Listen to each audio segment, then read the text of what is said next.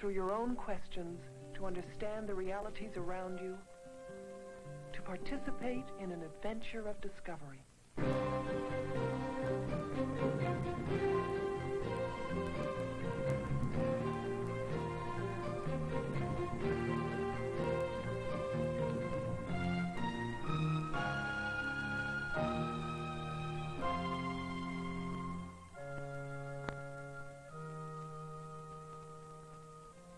You are surrounded by answers.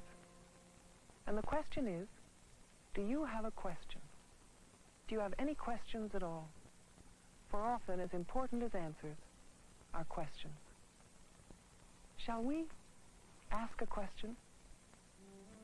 What is nature?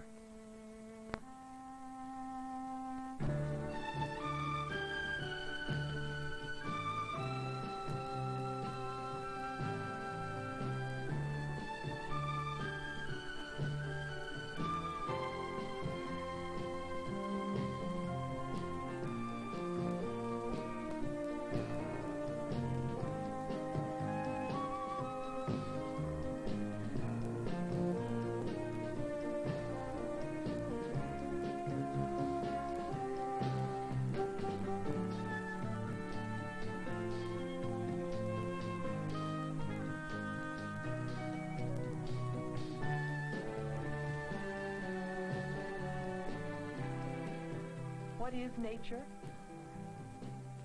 We all have our own perceptions of it.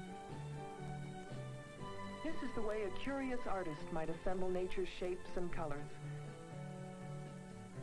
discovering and communicating an interest in nature.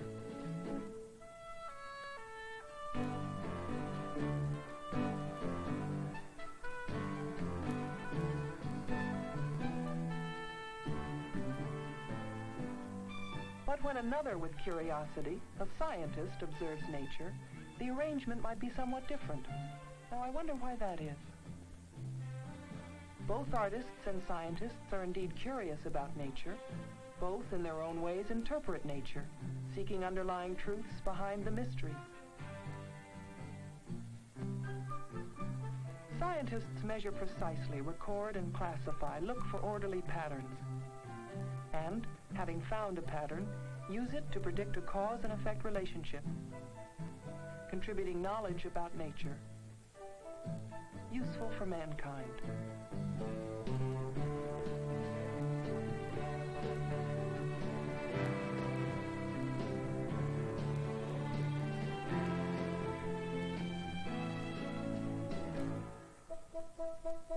From many patient observations, a creative mind will glimpse a pattern or form a hypothesis, which then must be proven by more observations, measurements, and evaluations.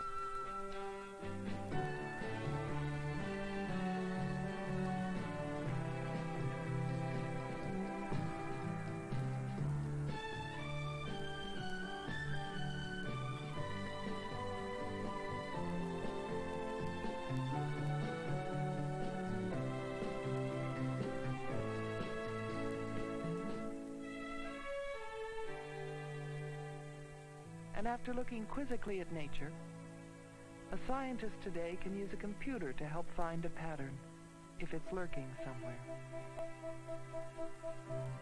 The granddaddy of modern experimental science had a great curiosity about nature. Galileo started a trend. Turning to the great volume of nature is the way to make one look high. He wanted to find out something about gravity. So he tried an experiment. Will the heavy object reach the ground before, at the same time, or after the light object? A scientist observes an event, writes it down to better remember it, to compare it with the memory of other events, to see if they will form a pattern. A scientist is very curious about what happens and why. And seeing many things happen, needs a kind of shorthand to express concisely what's been observed. Of course, science does have a special language for this, mathematics. It's an ideal servant for remembering, for comparing, for understanding, for communicating. In its own right, mathematics is a whole science. And what a lovely, symmetrical, dependable language it is. And here we are again.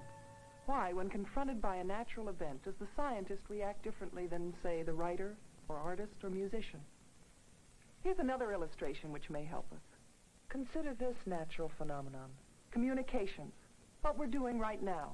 Transferring information from one place to another, from one person to another. It's a natural phenomenon like flight, time, heat, color, and magnetism. The curiosity about the transfer of information might have been what led the painter Monet to his series of studies of the quality of light. A writer, James Joyce, created this book, an experiment in the stream of consciousness of a human mind, put into writing. Too much old chat in it about politics and earthquakes and the end of the world. Oh, let us have a bit of fun first. God help the world. A mathematician, Claude Shannon, while working at Bell Telephone Laboratories in 1948, published a mathematical theory of communication. This theory has its own drama, poetry, design, and vision. And, like the painting in the book, it is a description of the reality of a natural phenomenon, as Shannon saw it. We're going to be acting out the information theory for you, because it's more fun than a chart. Because I understand it better this way myself.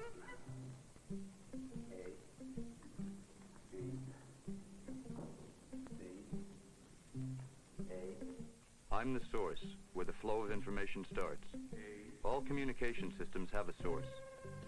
The source might be a person talking, a bird calling to its mate, a computer, or a radar tracking an aircraft. I'm the encoder transmitter. In our simplified demonstration, I take the message from the source, encode it into some convenient form for transmission, and send it on its way.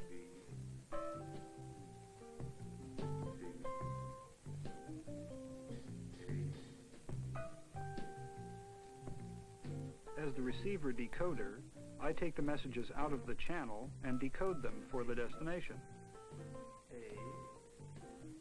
As the destination, I react to the content of the message.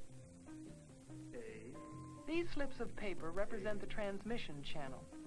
In other systems, the channel might be a pair of wires, a ray of light, or radio waves in space. In this example, the letters blur when written on blotting paper. This interference with the message in the channel we'll call noise, static. All channels have it, and it's unpredictable.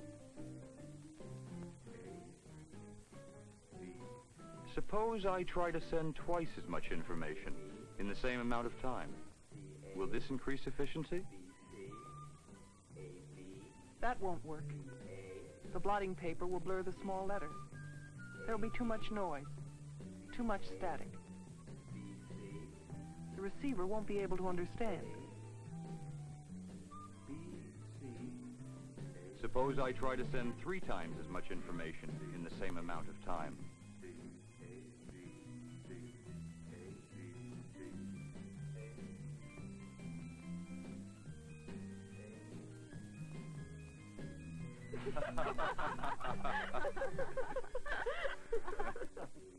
A simpler way is to code the letters so that the transmitter need only put a dot for 1 and leave a blank for 0. Through many experiments, the mathematical theory of communication was developed. It described, for the first time, the relationships between the parts of a communication system and how to code only essential information for transmission. It's a thinking tool, being used today for better understanding of information and transmission. Or think of it this way. If information were water, Shannon's theory tells us how big and how good the hose has to be. Curiosity about why things happen as they do has led us to make a channel better fit a message.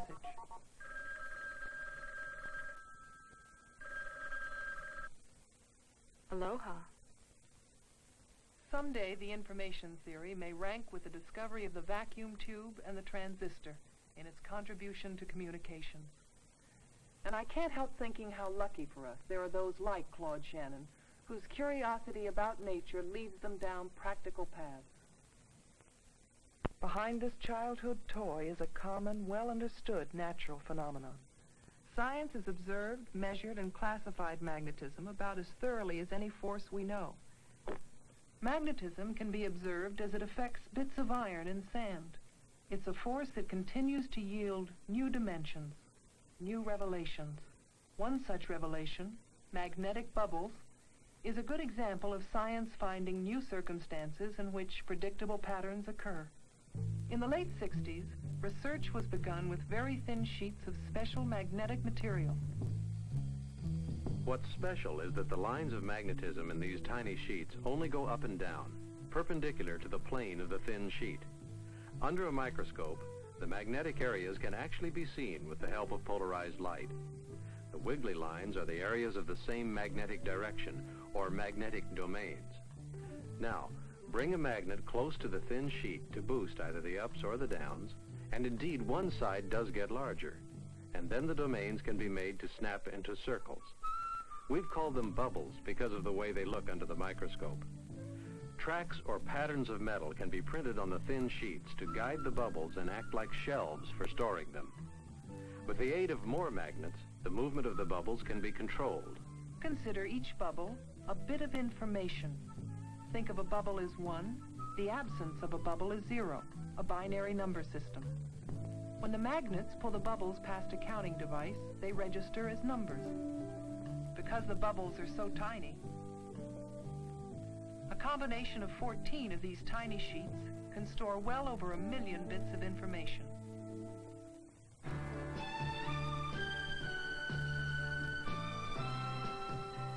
When the watching and measuring and evaluating are done, nature rewards the curious with new information, provable, repeatable, and something of value to mankind.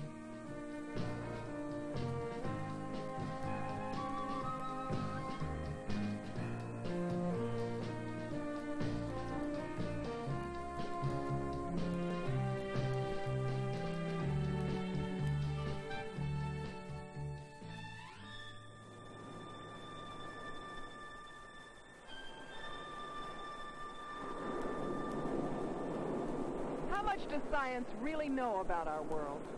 As one great man, Isaac Newton, put it, We are still like children, playing with pebbles on the seashore as the great ocean of truth rolls on unexplored, beyond our reach.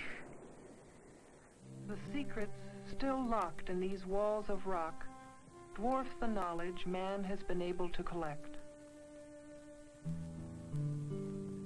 Research has not fully unraveled the secret of life, and may never. Long after our questions may have ceased, the stars will continue to shed their secrets on the earth. When will we learn all we need to know, or will we ever?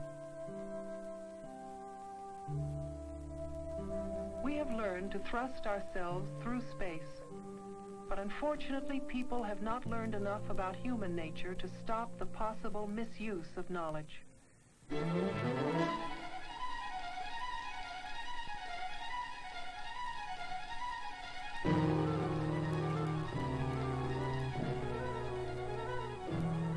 Despite our curiosity, are all the answers within the grasp of science or technology? Science or technology, there is a basic difference. And to be realistic about achieving goals, we should understand the distinction. For example, when the moon trips were first announced by President Kennedy, he knew we would succeed, because science was no longer the key to the completion of the program. Enough basic scientific questions about how to get to the moon and back had been answered. What still had to be solved were the technical questions, materials, design, engineering, and a massive effort by thousands of brilliant, creative people would and did bring success.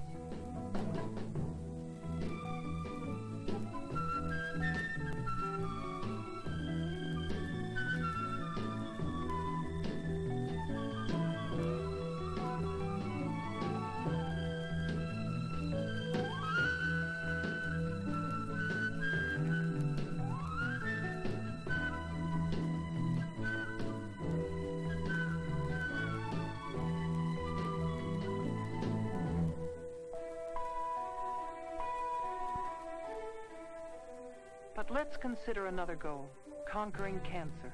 These destructive cells, Why won't a similar multi-billion-dollar mass effort bring predictable results in a predictable time? Because why cancer happens has not yet been fully answered. All the science is not yet known. Putting twice as many people on a scientific task will not ensure it's being done in half the time. A scientific breakthrough, a discovery is needed. In simplest terms, science asks why. What happens? In the middle of the last century, a great scientist, studying natural phenomena, made a major contribution which changed the pattern of our lives. James Maxwell, a Scottish scientist, after tirelessly making exact mathematical descriptions of electric and magnetic fields, predicted that light was electromagnetic, not mechanical in nature. The line of force from the sun spread out from him, and when they come near a planet, curve out from it, so that every planet diverts a number depending on its mass from their course. His revelations led to better understanding and ultimately to the discovery of radio waves, which has made much of today's mass communications possible. Most importantly, Maxwell's mathematical genius helped us understand that visible light, radio, and other radiation were all part of the same spectrum.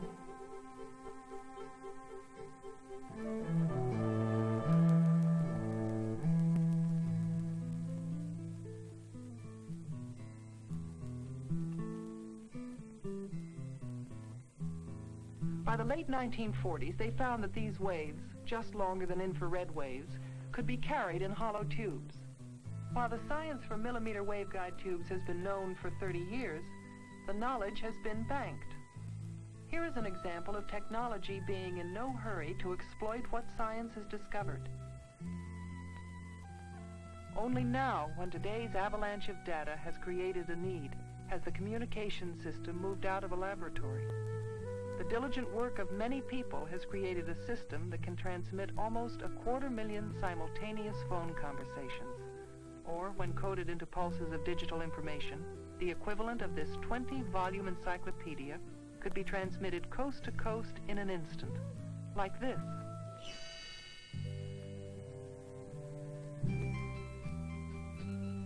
Optical fibers hold another great promise for the future of communication. Using light itself to carry information is another possibility now under practical consideration. Light is projected through tiny glass fibers. Each fiber is only a few thousandths of an inch in diameter. And because of the high frequency of light, it can carry a vast amount of information. We are not completely sure just how the human eye changes light and color into images for the brain. We know it works better than anything man has yet invented. And so, perhaps instinctively, we use the eye as a model. Here's a fascinating example. Remember the magnetic bubbles? At Bell Laboratories, they're investigating an electronic equivalent of the magnetic bubble. It's called the charge-coupled device. And like the magnetic bubbles, it may be used for the storage of information. An extraordinary thing about the charge-coupled device is that it also has imaginative possibilities as an image device for making electronic pictures. It works something like the human eye. In the eye, light falls on nerve ends called rods and cones, which, point by point, transmit impulses along the optic nerve to the brain. In the charge-coupled device, at each point on the picture, light creates an electrical charge. A lot of charge where the light is bright, no charge where the point on the picture is black.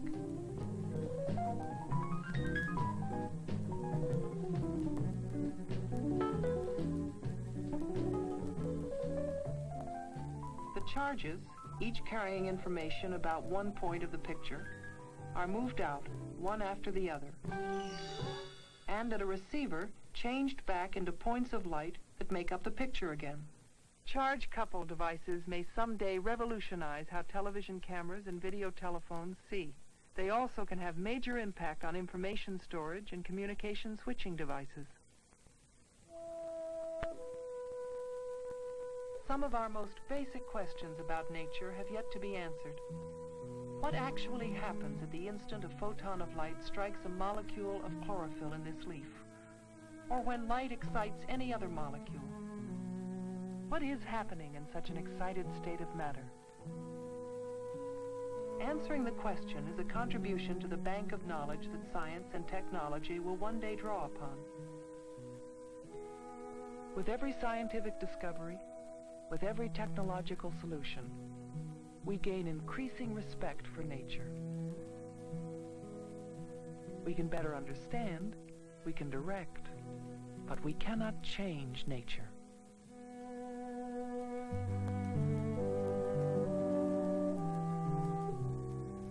As the painter paints, as the writer writes, so does the scientist create and communicate his understanding of reality.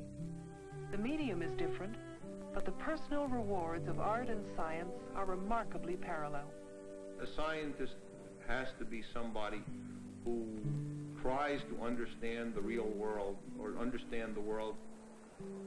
Scientists are basically craftsmen that get their pleasure and their reward out of the work they're doing, and they are not necessarily competing so much against other people than against their own brains. Science is probably more open to people of every sort. It's probably a profession that people are judged really on their merits than almost any other profession. In the scientific field, it's not who you are or how old you are, it's always how well the work was done. For us, it's just the excitement of discovery and the hope of finding that you had a really creative idea that ultimately works out. That's the thing that really keeps us moving. Attitude of questioning things, trying to get your answers in an objective manner and observing what you see. If they're really curious, that would be the most important thing. All science people are aiming to gain understanding of why a thing happens. The scientist is closer to the real thing than other people. They're a little bit more part of it and have a little bit more understanding of what is really going on. I would think that scientists are creative people, just like artists and so on, that need a lot of imagination in order to be good scientists. One thing is sure. Patience and perseverance are qualities needed in a successful pursuit of science. Some problems yield only to long sieges. And there are people who patiently spend years attacking old problems. Indeed, these are frequently the key positions of greatest value in the search for new knowledge. Such a quest was followed by Brattain, Bardeen, and Shockley. Their discovery of the transistor was no accident, but was a product of a decade of careful, thoughtful, purposeful investigation for something better than the vacuum tube. Sometimes science yields to fortuitous accidents. So if your mind is prepared to recognize the value of an incident, you can reap the fruits of a great spillover, that single flash of intuition, the thunderclap of insight.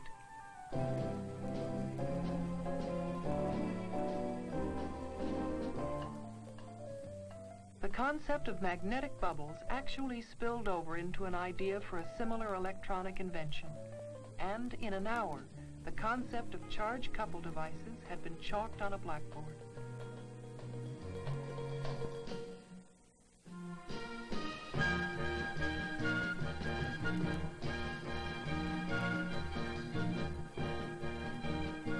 Patience,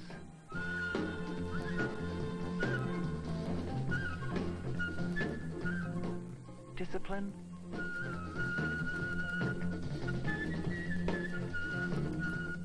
intuition,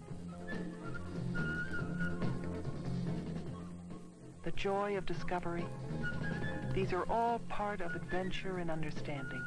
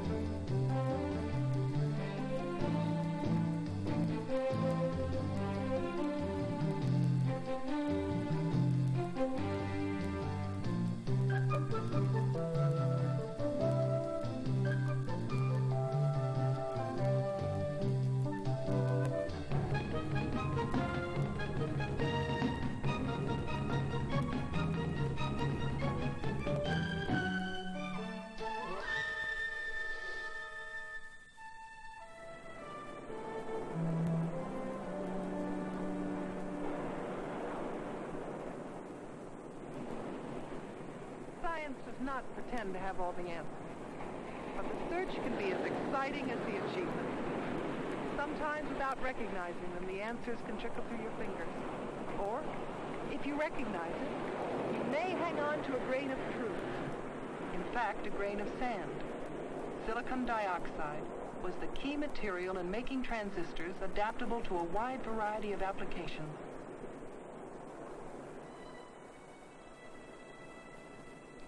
So, if you have an appetite to discover, to contribute, keep curious.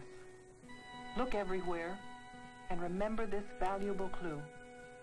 It's a clue revealed 400 years ago by Sir Francis Bacon, who had this to say. Things not yet invented will be discovered by ways not yet thought of.